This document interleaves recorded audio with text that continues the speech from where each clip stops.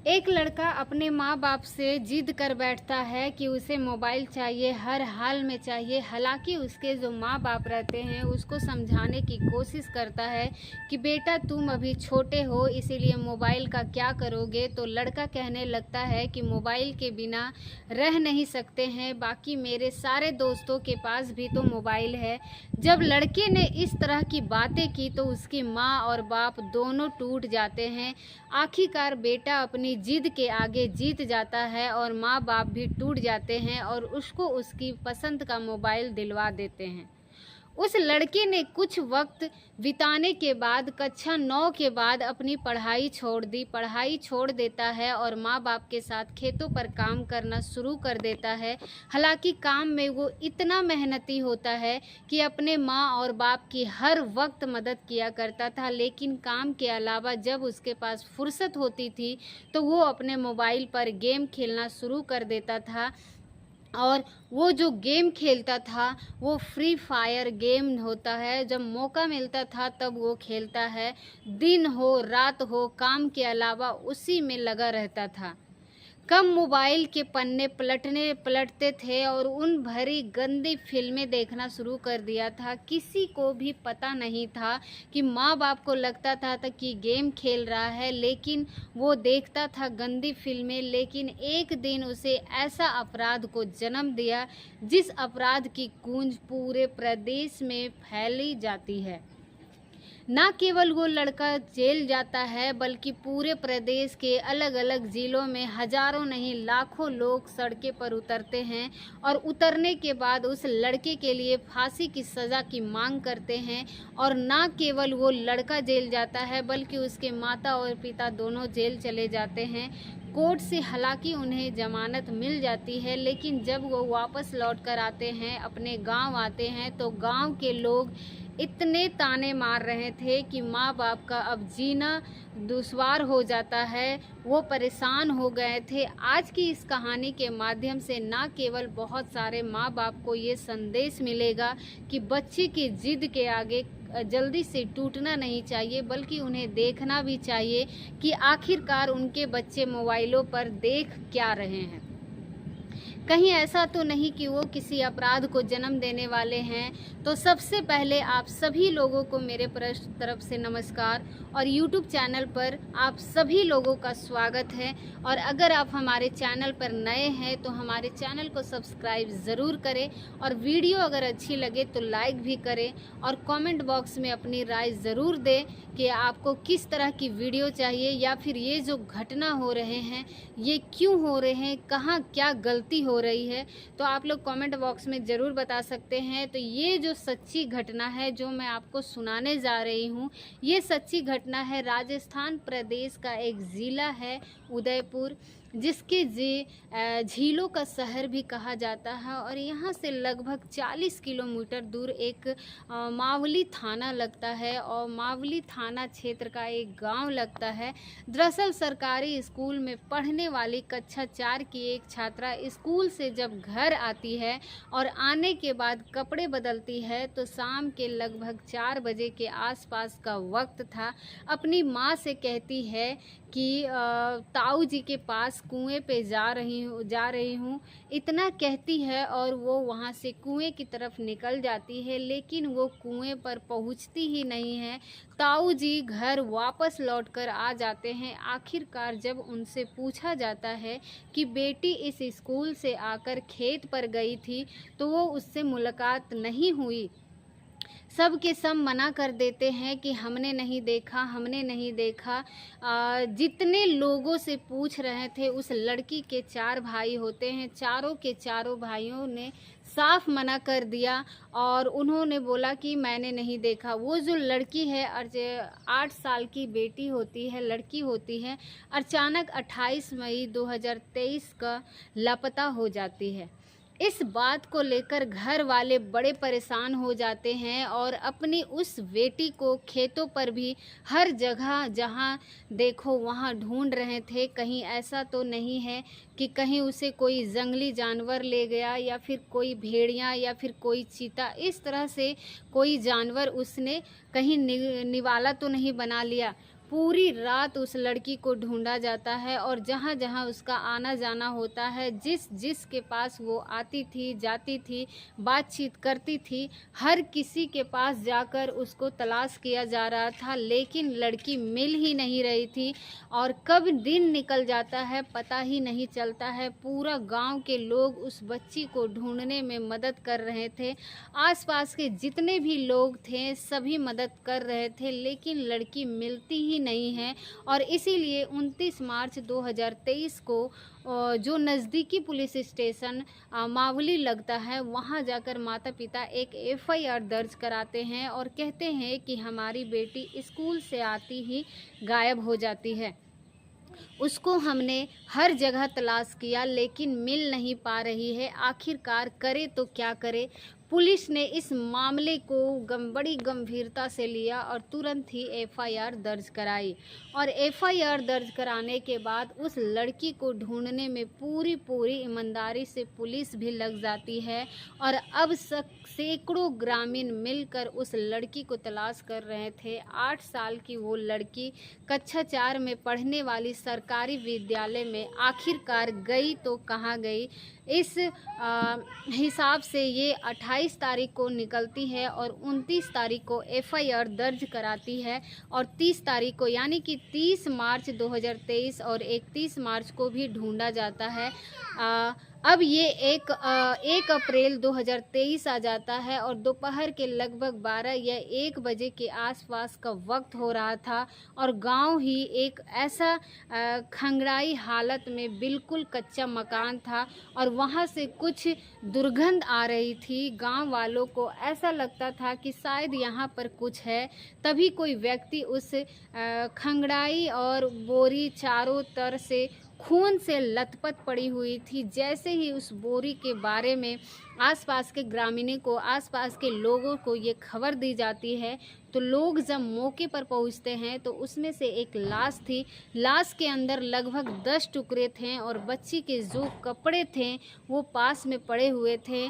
कपड़ों को देखने के बाद, लाश को देखने के बाद सहज ही अंदाज़ा लगा लिया गया था कि जिस लड़की को हम पिछले 4-5 दिनों से तलाश कर रहे हैं वो लड़की इस बोरी के अंदर पैक है। पुलिस को सूचना दी जाती है, पुलिस मौके पर आ जाती है और कहती है कि सबूतों से कोई छेड़छाड़ ना करे, इसीलिए उस बोरी से दूर ही रहे। उसके बाद अब यहाँ पर फ़ौरन से एक टीम आ जाती है और साथ ही डॉग को भी बुलाया जाता है। डॉग को उस पूरे इलाकों को अपने सूंघने के बाद वो वहाँ से दौड़ता हुआ सीधा लड़की के घर पहुँच जाता है और कभी लड़की के घर की तरफ को देखकर भौंकना शुरू कर देता है, तो कभी लड़की के घर के ठीक सामने पर जो होता है उसकी तरफ से देखकर भौंकना शुरू कर देता है। दरअसल ये राम सिंह राजपूत का मकान था और उसकी पत्नी किशन कुंवर ये घर पर होते हैं और उनकी घर की तरफ को देखकर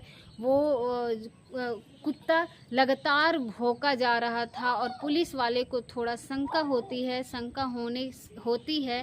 सामने एक बीच में सड़क होता है, एक सामने मकान है, इधर मकान है, एक तरफ तो 8 साल की लड़की का मकान है, दूसरी तरफ राम सिंह राजपूत का मकान है। आखिरकार पुलिस ने इस जो एक मालिक होता है राम सिंह राजपूत, उसकी पत्नी किशन कुंवर, उन दोनों को हिरासत में ले लेते हैं और उनसे पूछताछ करते हैं, लेकिन वो खामोश रहते हैं, कुछ बोलते नहीं हैं। अब उसका एक बेटा है जिसकी उम्र लगभग 21 साल के आसपास है और उसका नाम कमलेश राजपूत होता है। कमलेश राजपूत को जब पुलिस ढूंढ रही थी तो मिलता नहीं है और गांव के लोग कह रहे थे कि जब हम बच्ची को तलाश कर रहे थे, ढूंढ रहे थे, तो वो हमारे साथ ही था, हमने तो उसे भी देखा। इसी तरह उसने थोड़ा सा पुलिस को चक्का दिया। पुलिस ने आखिरकार उस कमलेश राजपूत को हिरासत में ले लिया। अब हिरासत में लेने के बाद जो डॉग होते हैं, जो टीम होती है, और वो सीधे घर के अंदर पहुंच जाती है और घर के अंदर जाने के बाद सीधा जो डॉग होता है वो बाथरूम जाता है और बाथरूम के बाद सीधा बेडरूम के अंदर, वहाँ पर बेड पर भी खून के कुछ धब्बे लगे हुए थे। बाथरूम के अंदर भी खून के धब्बे थे। अब इन दोनों तीनों में से एक का घर जो 3 सदस्य रहते हैं, एक का नाम कमलेश राजपूत जिसकी उम्र लगभग 21 साल है और उसकी माँ और उसका बाप, इन तीनों से जब पुलिस बारी-बारी से पूछताछ करती है तो पुलिस के सवालों के सामने वो ज़्यादा देर टिक नहीं पाते हैं।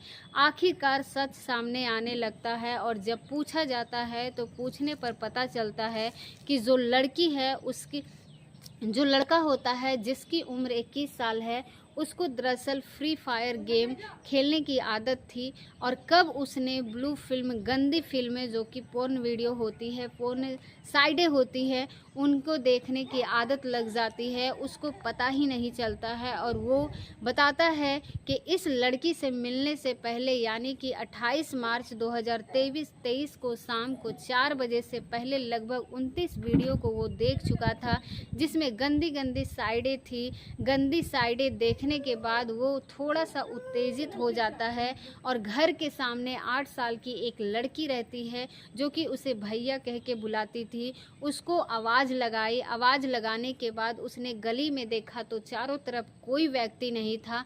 तभी उस लड़की को अपने घर पर बुलाता है और जब उस लड़के के उस वक्त माँ और बाप दोनों थे ही नहीं, घर में वो बाहर गए हुए थे और उस लड़की को अपने घर पर लाने के बाद उसके हाथ और पैर बांध देता है। उसके साथ वो खेल खेल रहा था। उसने कहा कि हम दोनों खेल खेलते हैं, जैसे मैं कहता हूँ वैसा तुम करो। तो वो जो लड़की थी वो सोचती थी ये मेरा भाई बहन का रिश्ता मानती थी, इसीलिए उसे कुछ भी पता नहीं था मेरे साथ क्या करने वाला है। लड़की के हाथ पैर बांध दिए जाते हैं और जब उस लड़की को उसने रेप करना शुरू कर दिया देता है, जैसे ही वो लड़की चिल्लाने लगती है, चीखने लगती है, तब उसने उसकी गर्दन को बहुत ताकत से पकड़ लिया ताकि वो चीख ना सके, चिल्ला ना सके। इसके बाद उसके साथ वो गंदा और घिनौना कृत्य कर रहा था। लड़की जैसे चीखने की कोशिश करती थी तो वो अपनी जो पकड़ थी उस पकड़ को और भी मजबूत कर दिया करता था और पकड़ मजबूत होते होते कब उसके गला दब जाता है, जब उस दरिंदे को पता ही नहीं चलता है और उसके साथ अपनी हवस मिटाकर उसके बाद उसे होश आता है कि फिर दोबारा उसके साथ वही घिनौना काम करता रहा, जबकि वो नहीं जानता था कि जिसके साथ वो गलत काम कर रहा है वो लड़की तो मर चुकी है, यानी कि उसके प्राण निकल चुके हैं। और जब तक उसका मन नहीं भर जाता है तब तक उस लड़की के साथ, जिसको वो छोटी बहन बोलता था, छोटी लड़की वो अपना भाई बोलती थी, उसके साथ जब वो गंदा काम करता रहता है। आखिरकार उसे जब होश आता है तो उसकी माँ और बाप आए, तब वो लड़की को देखे इस हाल में तो शायद वो पकड़ा जाएगा। तभी उसने पकड़ने के भय से उस लड़की के शरीर को अलग अलग हिस्से के अलग अलग लगभग 10 टुकड़े कर दिए थे और उसको एक बोरी में डालकर एक संदूक के पीछे छिपा दिया जाता है। जब माँ और बाप शाम को देर शाम तक घर पर आते हैं, उधर उस लड़की को ढूंढने के लिए उसके माँ बाप, उसके परिवार लोग, उसके रिश्तेदार परेशान हो जाते हैं।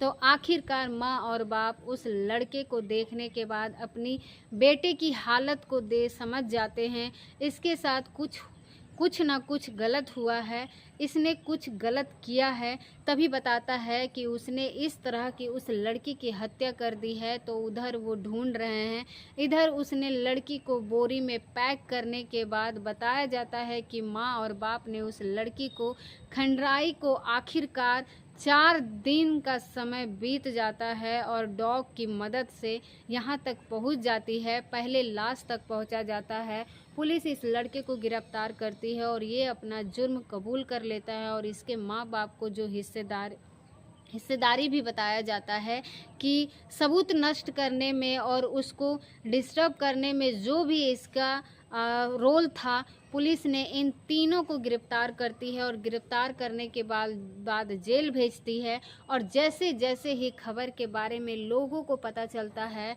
कि ये केस कितना गंभीर है, तो लोगों ने उसे हैदराबाद की एक लेडी डॉक्टर होती है उस घटना से जोड़कर देखा गया। गांव वालों ने कहा कि इन तीनों का हैंड टू हैंड, इनके हाथों हाथ एनकाउंटर करा दिया जाए। लेकिन पुलिस का काम है कानून की प्रक्रिया के तहत चलना। कोई भी अगर इस तरह की जिद भी करेगा तो शायद पुलिस ऐसा काम नहीं कर सकती है। लेकिन जब बात बढ़ने लगती है तो केवल मावली की बल्कि पूरे उदयपुर में इस बात को लेकर हंगामा खड़ा हो जाता है और पूरे प्रदेश भर में लोग सड़कों पर उतर जाते हैं और कहते हैं कि इस लड़के को जिसका नाम कमलेश राजपूत होता है, इसे कम से कम समय फांसी के फंदे पर चढ़ा दिया जाए। लेकिन पुलिस ये दावा करती है कि 10 दिन में हम चार्जशीट फाइल करेंगे और जब चार्जशीट फाइल कोर्ट में दाखिल की जाती है तो एक महीना ही बीतता है, यानी कि जून के महीने में उस लड़के के माँ और बाप को जमानत मिल जाती है। और जब जमानत से छूटते हैं तो गांव के लोग उन्हें बहुत ज़्यादा ताना मार रहे थे। उन्हें फिर पछतावा हो रहा था कि काश अपनी बेटी की जिद के आगे टूटे ना होते, काश उसने अपने बेटे को मोबाइल ना दिलवाया होता, काश मोबाइल दिलवाते थे तो देखते रहते कि आखिरकार देखता क्या है, तो शायद इतनी बड़ी वारदात ना होती। ना केवल इस घटना ने उस माँ बाप का सबक दिया बल्कि जहाँ जहाँ तक लोगों तक ये बात पहुँचती है वहाँ लोगों ने इस घटना को लेकर इस घटना को कभी भी सोशल मीडिया पर ट्रेडिंग शुरू हो जाता है कि उस हत्यारों को फांसी की सज़ा दी जाए। अब मई 2024 में भी ये ट्रेडिंग में भी एक्स कर क्योंकि उसे फांसी की सज़ा दी जाए। हालांकि अभी कोर्ट से कोई निर्णय नहीं आया है। ऐसा बताया जाता है कि पुलिस की कोशिश है कि कम से कम समय में इस आरोपी को फांसी के फंदे पर पहुंचाने की पूरी कोशिश करेगी। और प्रदेश के लोगों भी चाहते थे कि गाँव के लोग भी यही चाहते थे। आगे भविष्य में क्या होगा वो कोर्ट तय करेगा। लेकिन जो इस लड़के ने किया वो वाकई अपने आप में बहुत भयानक है। इस तरह की घटनाओं से सबक लेना चाहिए कि उसके बच्चे आखिरकार पर क्या हो रहा है, क्या देखते हैं, मोबाइल पर जिद करते हैं तो टूटना नहीं चाहिए। दोस्तों आप सभी से ये रिक्वेस्ट करते हैं कि अगर आप अपने बच्चों के आगे की जिद के आगे झुकते हैं, उन्हें मोबाइल दिलाते हैं तो अपने बच्चे को टाइम टू टाइम देखा कीजिए कि आपके बच्चे क्या कर रहे हैं, क्या मोबाइल पे देख रहे हैं, गेम खेल रहे हैं या फिर कोई और गंदी फिल्में या फिर कोई साइड ऐसा खुल जाता है जो बच्चे देख रहे हैं। तो मैं सभी माता पिता से रिक्वेस्ट करती हूँ कि आप अपने बच्चे पे ध्यान दें, उन्हें देखा करें कि उनके बच्चे क्या कर रहे हैं। तो उम्मीद करते हैं कि ये वीडियो आपको बहुत पसंद आया होगा और वीडियो अगर अच्छी लगे तो लाइक भी ज़रूर करें। तो शायद आप लोगों को भी अपने बच्चे पर ध्यान देना चाहिए और ऐसा भविष्य में ना हो, इस बात की पूरी सपोर्ट करनी चाहिए कि ऐसा कभी नहीं होना चाहिए। और अपना ख्याल रखें और हमारे वीडियो को वॉच करने के लिए बहुत बहुत धन्यवाद।